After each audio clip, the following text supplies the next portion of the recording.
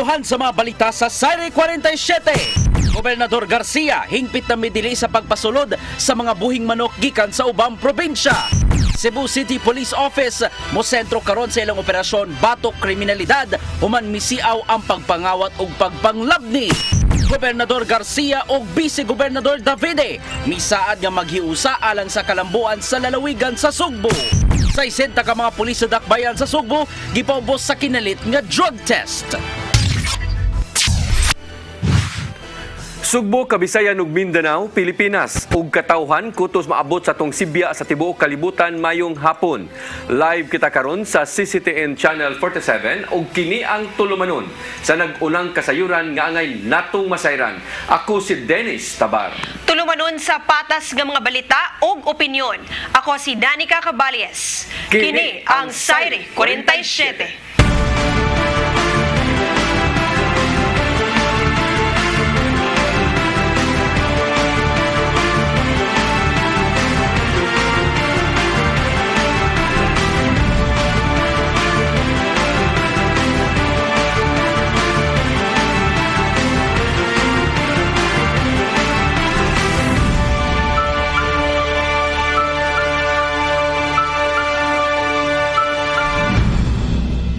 Ug karon sa kumpletong detalye sa atong mga balita, Cebu City Health Department way hunong sa ilang anti-dengue operation aron mokunhod ang kaso sa dengue sa dakbayan sa Sugbo.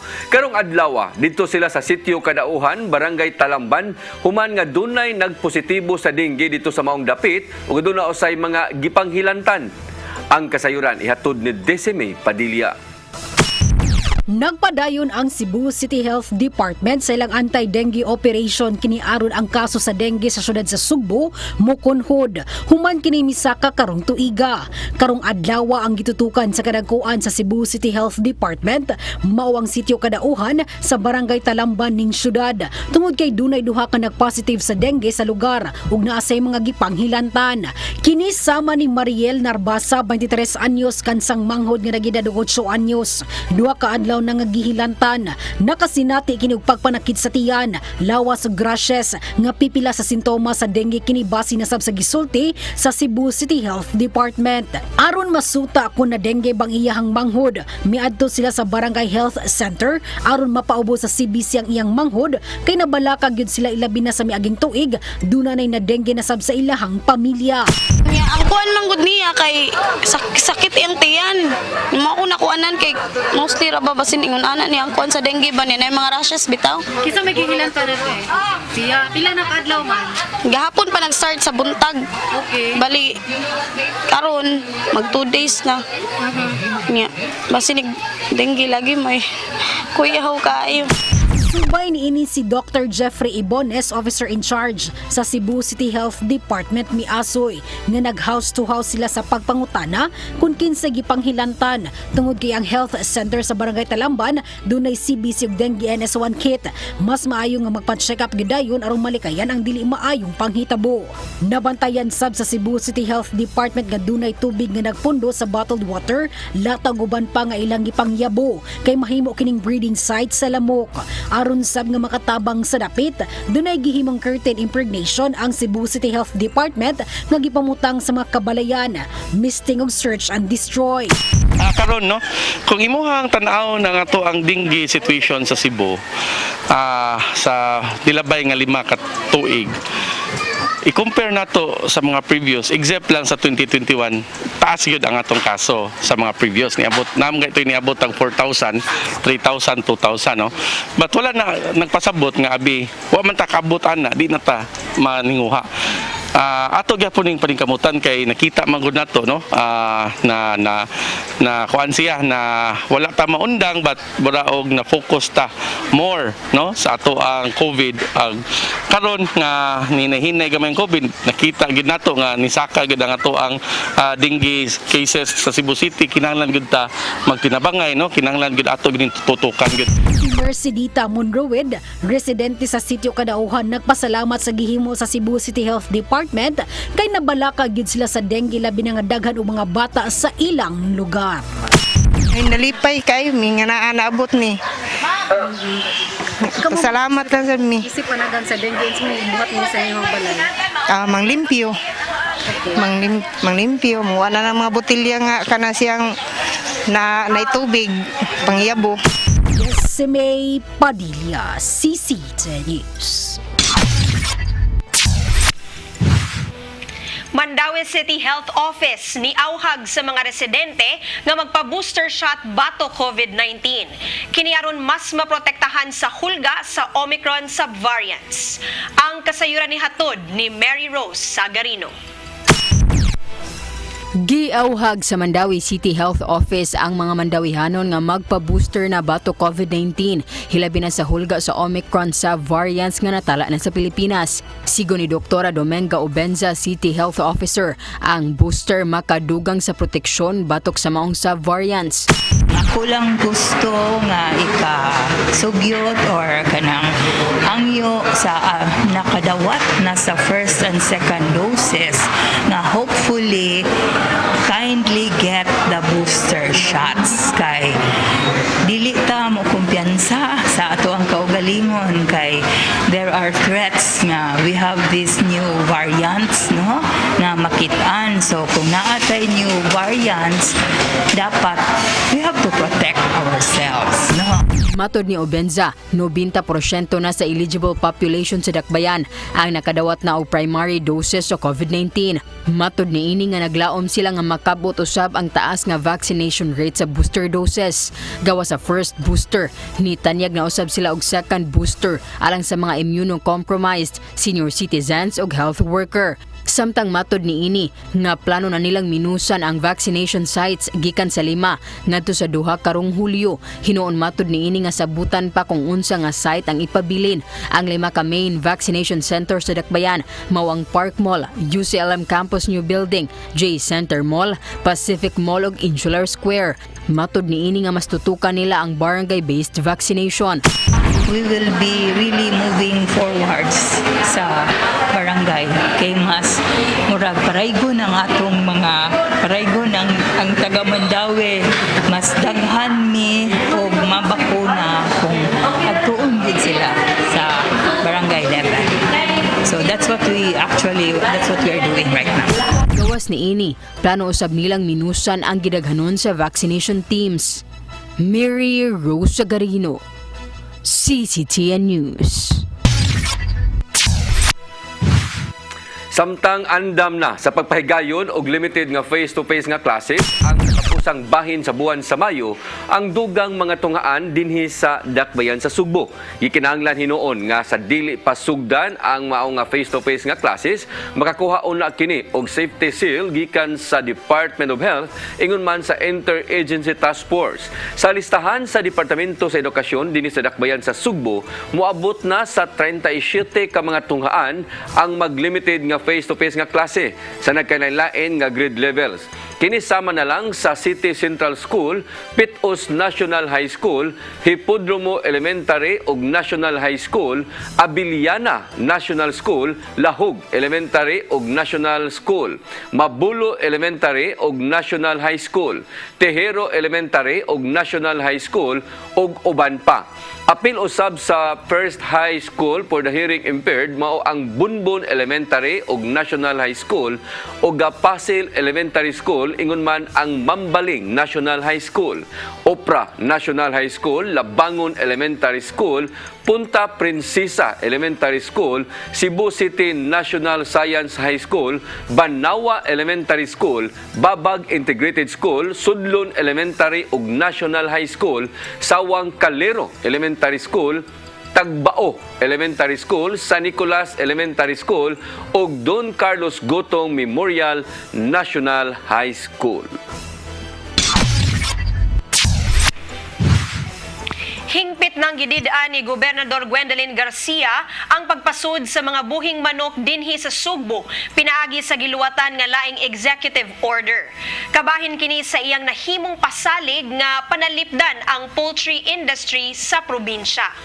Ang kasayuran ni hatod ni Gian Navarro. Gitinuod ang nahimong pasalig ni Gobernador Gwendolyn Garcia nga magpadayon ng entry ban sa mga binuhing manok ug mga susama niini sa probinsya sa Sugbo. Gipatuman karong adlaw ang Executive Order No. 14 nga may nagdili sa mga binuhing manok, game fowls ug pet birds gikan sa mga lugar nga infected sa avian influenza. Kini aron maprotektahan pa ang 12 billion peso poultry industry lukup Sugbo. Ubos ang kamanduan, gidid-an ni Garcia nga makasulod ang mga manok o guban pa gikan sa Luzon, Mindanao ug mga nasod nga infected sa naiskutang sakit. Hinuon magpadayon ang pagpasulod sa mga binuhing manok gikan sa Visayas kung adunay ikapakitang mga dokumento ingon man negative result sa avian influenza test. Kinimdumang miluwat og executive order ganiadto si Garcia nga nagpatuman sa 45-day entry ban. Apan nagkanayon si Dr. Mary Rose Vincoy nga gilugwayan na lang sa gobernadora ang iyang kamanduan hangtod nga mawala na ang bird flu sa nasod. Even from the Visayas area nga free zone, we requested additional documents para lang to establish na ang AI-free provinces sa Visayas does not have the virus. So, tanang nga musunod din sa province of Cebu, negative dapat ang mga poultry and its product. Nasinati sa siyam ka mga reyon sa Pilipinas ang mga kaso sa bird flu. Mga lang sa habig sa Provincial Veterinary Office, magpadayon usab ang monitoring sa mga poultry products nga mga bot sa Sugbo. Kini pinagi sa gipangayong mga certificates gikan sa National Meat Inspection Service kun NMIS, apil na ang Food and Drug Administration. Mipasalig ginuon sila nga padayong magmatngon uban ang mga hingtungdang otoridad batok sa makamatay nga bird flu.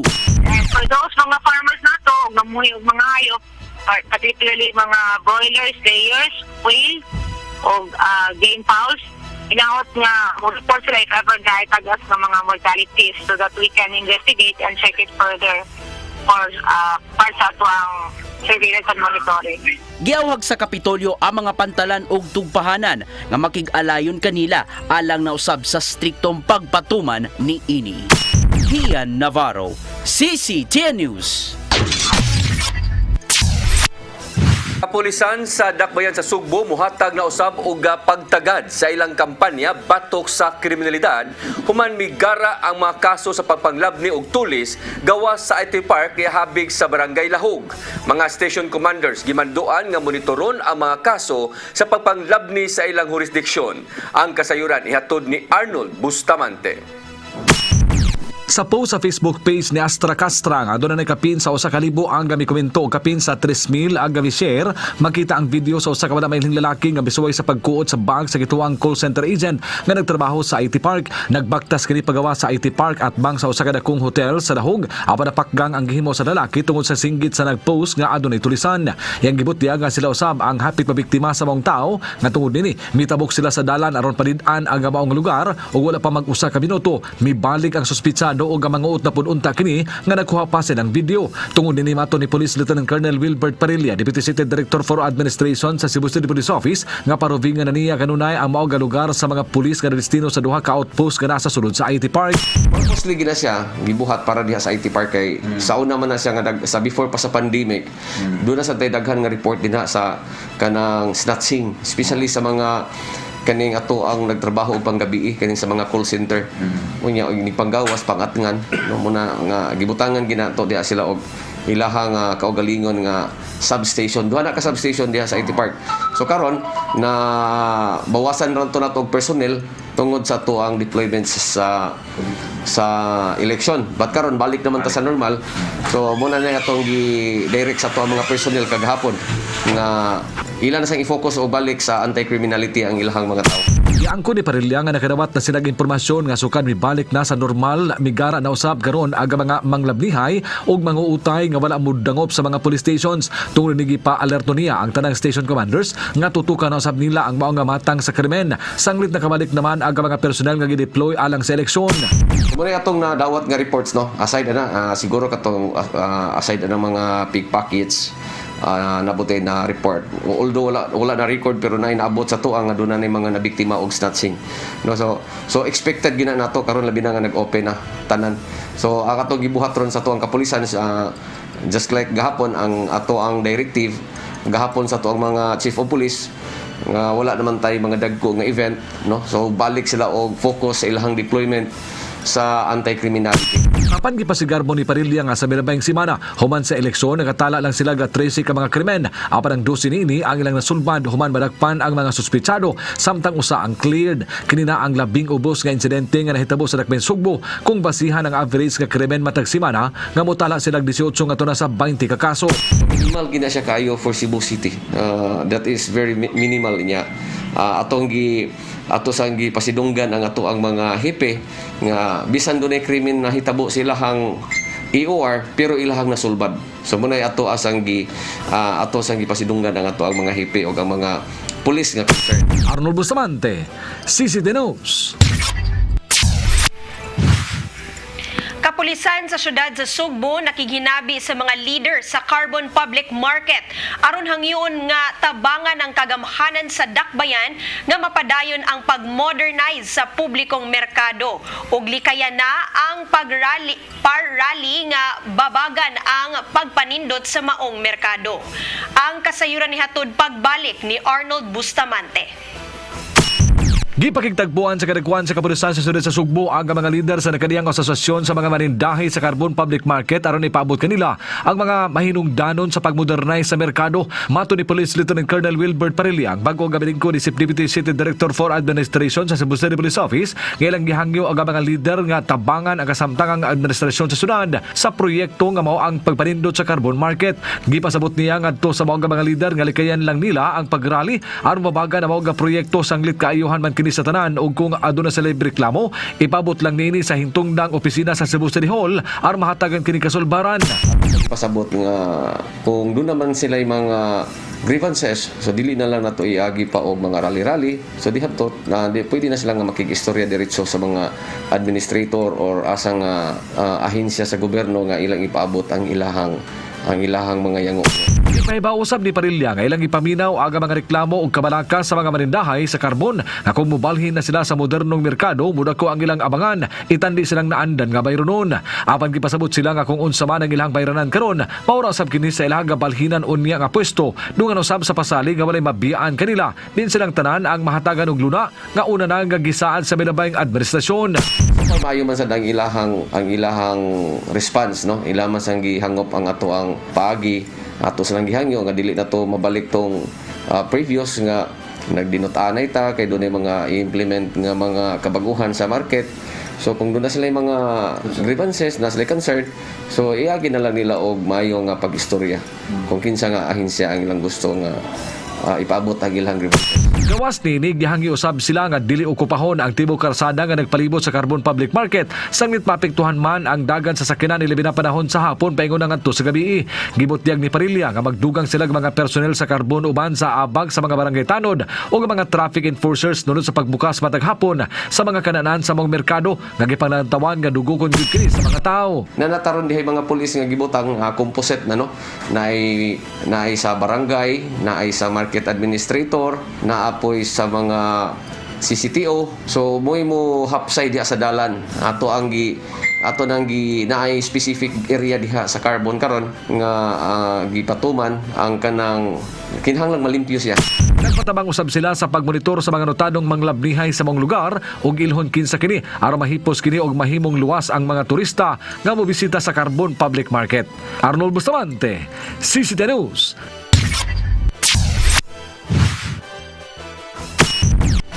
Mosunod, Gobernador Garcia o Vice Gobernador Davide misaad nga maghiusa alang sa kalambuan sa lalawigan sa Sugbo. Kana og uban pa mga balita sa pagbalik sa Sayre 47.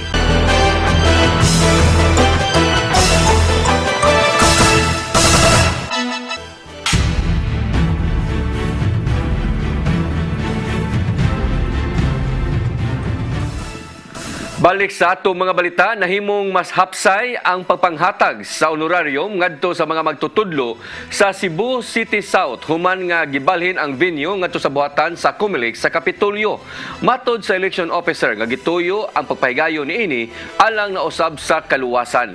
Ang kasayuran ihatod ni Gian Navarro. Naabtan sa CCTN News Team kini mga magtutudlo gikan sa Cebu City South kinsang may bisita sa buhatan sa Comelec Cebu Province. Kini aron na sa pag-claim silang honorarium human sa ilang pagpanerbisyo sa nakalabay nga eleksyon. Sa buntag pa lang, naglinya na sila gawa sa conference area ug nagpaabot sa ilang turno. Gibitbit nila ang appointment form gikan sa COMELEC, BIR Form 2316, ingon man ilang valid ID nga may gikinahanglang rekisito sa pag-claim. Gibutyag sa kasamtangang election officer sa Cebu City South District nga si Marilu Paredes nga gituyo nila ang pagbalinog venue sa maong distribution alang na sa kaayuhan sa iyang mga sakop. Matud nini nga mas dako og hamugaway ang buhatan sa COMELEC sa Kapitolyo, itandi sa ilang opisina sa COMELEC Cebu City. Gawas nga mapatuman ang health and safety protocols, masiguro usab ang kaluwasan sa mga magtutudlo. Kapit sa amo ang lugar sa opisina, murag na ay dakag unscrupulous person. So, I decided to ask permission to use the conference room of the Provincial Election Supervisor. And he agreed. Hinuon na imong hapsay ang pagpangabod-abod sa honorarium o magpadayon kini hangtod karong Biyernes. Usa sa mga nabulahan humanatagan og 10,000 pesos nga honorarium kining usa ka magtutudlo gikan sa Guadalupe Elementary School. Matod niya, worth it gayud ang pagpaningkamot isip chairman sa Electoral Board. Mamayad sa mga angay bayranan og ihamalit sa kuan og a little pamper sa self kay di pod lalim ang pag-serve sa election. Butang ang gisegundahan sa opisyal ang kalipay nga naangkon sa mga sakop sa Electoral Board human nakuha ang ilang honorarium. Mong dako ang pasalamat ni Paredes sa mga magtutudlo kinsang walay puas nga nanerbisyo sud sa pipila ka adlaw. They truly exert all the efforts during election and it's not even enough for the exerted effort na ilang gituman. The seminars, trainings, election day, FTS, it's not enough. Sa kasamtangan, napaabot pa ang COMELEC sa mando gikan sa National Office kalabot na sa posibleng dugang pang suhulan ngadto sa mga magtutudlo nga nanerbisyo. Gian Navarro, CCTN News. Moabot na sa 98% sa mga magtutudlo nga niserbisyo sa miaging eleksyon sa syudad sa Lapu-Lapu ang nakadawat na sa ilang honorarium. Ang kasayuran ni hatod ni Fach Anthony Inso. Nakadawat na silang honorarium ang mga magtutudlo sa syudad sa Lapu-Lapu nga misilbi sa miaging eleksyon niadtong Mayo 9 kini bagitugan ni Felicitas Bagyo, City Treasurer sa syudad sa Lapu-Lapu. Matud niya nga niadto pang adlaw nga Sabado ilang gisugdan ang pagapod-apod sa honorarium ngadto sa mga magtutudlo. Actually, ang target ato taman atong Domingo. Nanihangyo man si Attorney Sarno ngay patiwas lang sa kahapon. Nya karon magsugod na to sila liquidate para ma-turnover na balik ni Attorney Sarno. Nasara nga sobra sa 1,600 ka mga magtutudlo ang nisilbi sa mayaging piniliay sa syudad. Din sila nakadawat og 4,800 pesos gadto na sa 8,000 nga honorarium. Gadtong wala pa makakuha sa ilang honorarium sa ni Bagyo ang mahimo pang makuha nini ngadto sa buhatan sa COMELEC. Ang dili ka kuha sa ilang honorarium si Metalo. Ang motiwa siguro hatag sila si Attorney. Si COMELEC na. May muhatag ana. Una nini ang COMELEC ni hangyo ngadto sa City Treasurer's Office nga may mapod-apod sa honorarium sa mga magtutudlo. Fach Anthony Inso, CCTN News.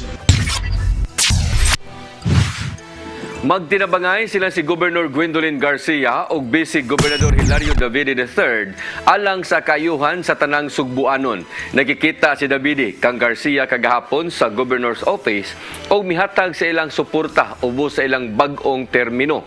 Mipasalig ang duha nga mas ipalabi ang pagpanerbisyo sa uban ug ipadaplin ang pagpamulitika karon nga gideklarar na sila nga mga mananaog niadtong nakalabay nga eleksyon. Nakadaog si Governor Garcia sa laing termino sa Kapitolyo apan napildi ang iyang kauban kon running mate niini nga si Dr. Tess Herosa. Samtang nakadaog usab si Vice Governor Davide apan wa makadaog ang iyang running mate nga si Ace Durano.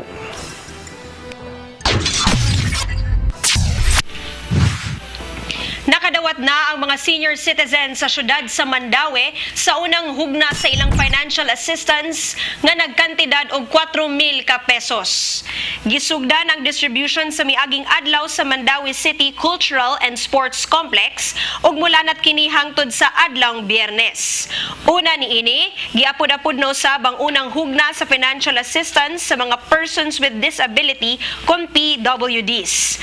Matod sa syudad nga isunod na usab dayon ang ang pagapod-apod sa ayuda sa partially affected families sa Typhoon Odette.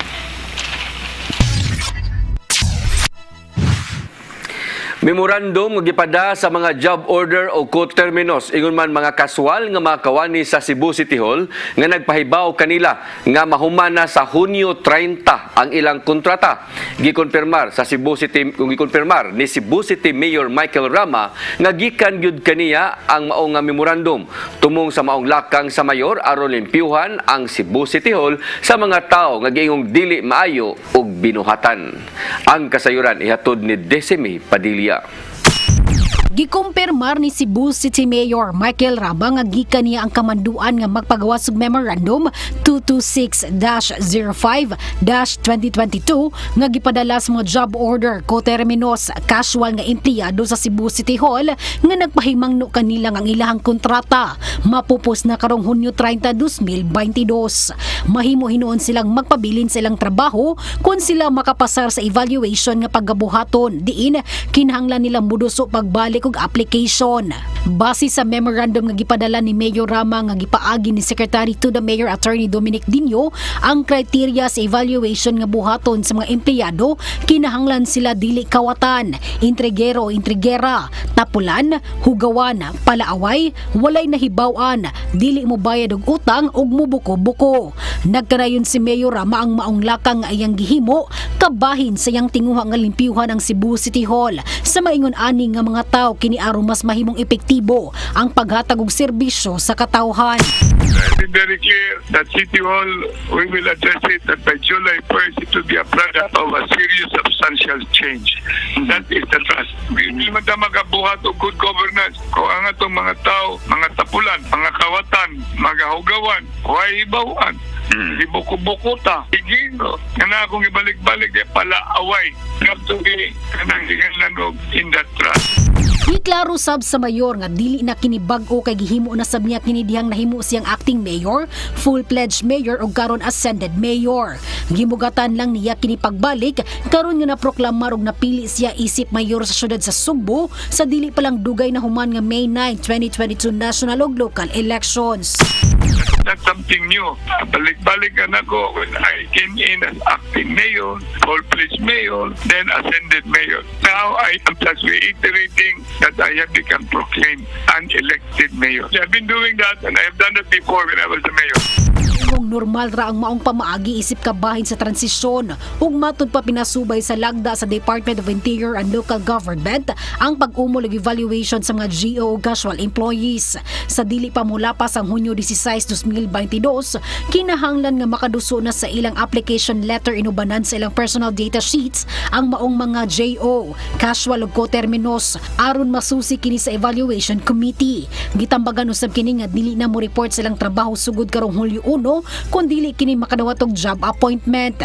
Sa pagkakaron adunay kapin 4,000 ka mga job order samtang 3,000 usab ang casual ug dili pa matino ang gidaghanon sa mga co-terminos nga nadestino kasagaran sa buhatan sa mayor.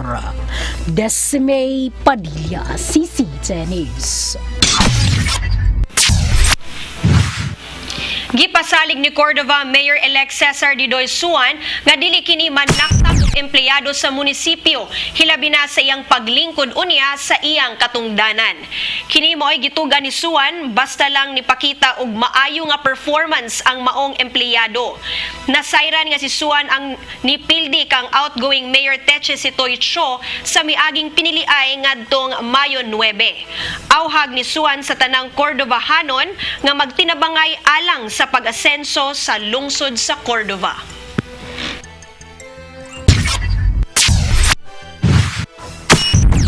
Musunod, 60 ka mga pulis sa dakbayan sa Sugbo gipaubos sa kinalit nga drug test. Kana og uban pa mga balita sa pagbalik sa Saire 47.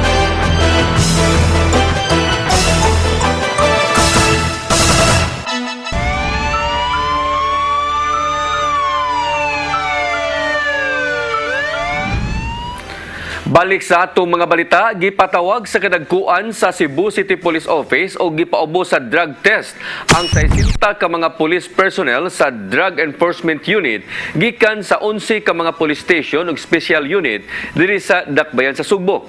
Kini aron pagsuta kun aduna bay niini mga tigamitan sa illegal nga drugas. Matod ni Police Lieutenant Colonel Wilbert Parilla, ang Deputy City Director for Administration sa CCPO, nga ang drug test kabahin sa internal cleansing nga programa sa PNP. Gitinguha sa hipi sa CCPO nga si Police Colonel Ernesto Salvador Tagli nga ang tanan niini nga sakop ipaubos gyud sa drug test sa di pa mahuman ang 2022. Kung adunay magpositibo nga mogamit og illegal nga drugas, ipaubos kini sa summary dismissal sa Regional Internal Affairs Service. Sanglit usaman kini ka grave offense ang mao nga sa laod. Nasairan sa tanan nga nagpositibo sa drug test sa CCPO, pulos na kinitatangtang sa serbisyo. Usa ka series bus ang nasunog sa JP Rizal Street, Barangay Basak sa syudad sa Mandaue kagabi. Hinuon naluwas sa maong insidente ang 32 kabuok nga pasahero. Ang kasayuran ni hatod ni Mary Rose Sagarino. Nasunog ang usa ka series bus sa JP Rizal Street sa Barangay Basak, syudad sa Mandaue kapin alas 6 kagabi. Nadawat sa Mandaue City Fire Office ang alarma alas 6:42 sa gabi ug nadeklarar nga fire out alas 6:55. Sigo ni Buddy Alain Ibanez, pangu sa City Disaster Risk Reduction Management Office, adunay 32 ka mga pasahero ang maong bus ug silang tanan luwas ug walay naangol sa sunog. Si Senior Fire Officer 3 Edgar Vergara, Chief Investigator sa Mandaue City Fire Station, niingon nga sigon sa driver sa bus samtang nagbiyahe, nakabati na kini nga init kaayo ang iyang lingkuranan, hinungdan nga nihunong og ipagawas ang tanang pasahero. Gipakanaog niya ang pasahero. Unya iyang gilugar ang series sa dapit sa daan. Taud-taud pagtanaw nila ako nang kayo lang. Sa pagkakaroon, padayon pangagitino ang hinungdan sa sunog. Si Vergara niingon nga ang Villacar Transit nga nanag-iya sa bus ni pasalig nga mohatag kanila og report hinungdan sa sunog ugmang adlaw. Lang kuanon kay actually nangita ko sa ilang maintenance kay naamo gani during and after kuno sa ilang biyahe doon ni maintenance ang sakyanan. So una kuno magawas ang series bus sa ilang grahe, gi-check na sila ang mga mekaniko. So nanggita ko silang report karon ugma puhon masigila na akong matagaan. Ang sunog nga niug daw sa bus nibilin og 300,000 pesos nga danyos. Ang series bus nga adunay ruta nga Park Mall paingon sa Tintay sa Talamban, syudad sa Sugbo, ang nagbehina ni adto pang tuig 2,000 Gs. Mary Rose Sagarino, CCTN News. Lamdag, ubay ni Tatay Dodong Limsua. Unsa man gayud ang husto ug tinuod nga worship? Sa pinulungan nga Grego nga kanunay gigamit sa bagong kasabutan, kini nagkahulugan og sa bend any or to bow. Kini mo ang timaan sa paghatag og respeto ug pagtahod niya tuhana sa taas nga katungdanan. Kung nato kining ihatag ngadto sa atong Ginoo, kini nagpasamot nga kita, nagpakita sa atong pagpawos ngadto kaniya. Isip siya mo ang Ginoo ug Hari. Sa atong pag-worship sa Ginoo, atong gihatag ang atong kaugalingon, timaan sa pag-surrender sa tanan nga niya kanato. Hingpit nga surrender nga walay gibilin sa atong kaugalingon tungod siyang pagkahalangdon ug pagkagamanan. Busa may nungdanon nga sa adlaw nga tanan sa atong kinabuhi, wala kitay laing simbahon kun alagaran kun dili ang atong langitong Amahan lamang. Mga igsoon, mao kini ang atong lamdag karong adlaw. Daghang salamat. Shalom.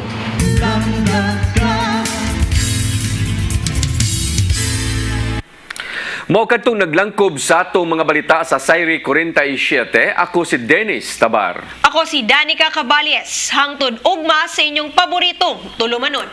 Sayri 47.